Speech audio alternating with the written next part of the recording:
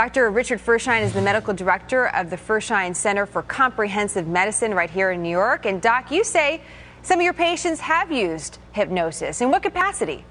Well, I recommend hypnosis for my patients. There was a study that just came out last week, and it was published in the Scandinavian Journal of Gastroenterology.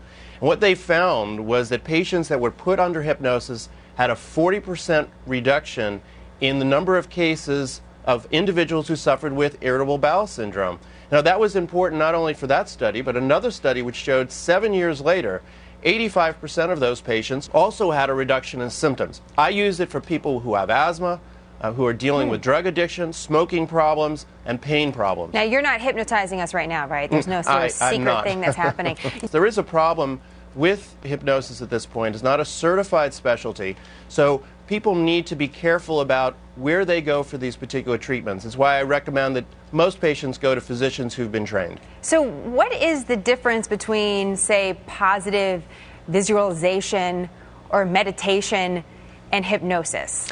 Well, the first stage of hypnosis is really the induction phase, and that's the place where we give people information that helps them to relax. We'll generally put them in a calm state of mind. They may visualize something, a calm river or a stream. I'm sort of relaxing right now just thinking about it. Go ahead, Doc. Yeah, and you put that in your mind, and that allows you to be primed to be induced and into a state of a trance. Now, about 85% of the population go into a trance, 15% can go into a deep trance, 15% are resistant.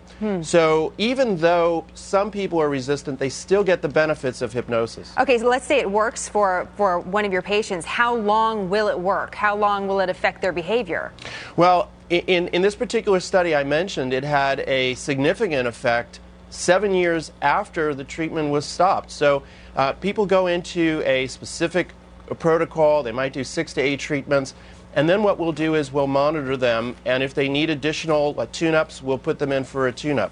I think one of the things that's so interesting about hypnosis is now we actually have the research that's showing that it works in PET scans and MRIs that actually look at hypnosis. We've been able to look at the right and left side of the brain, and what we find is that people under hypnosis are fully aware not only of what they're doing. It's not that they are not aware, they're fully aware, but they're able to activate parts of their brain that would not be activated if they were just to visualize. You know, it's interesting to see the list. The Wall Street Journal had a list of things that hypnosis can affect, from phobias to smoking to weight loss to dental work.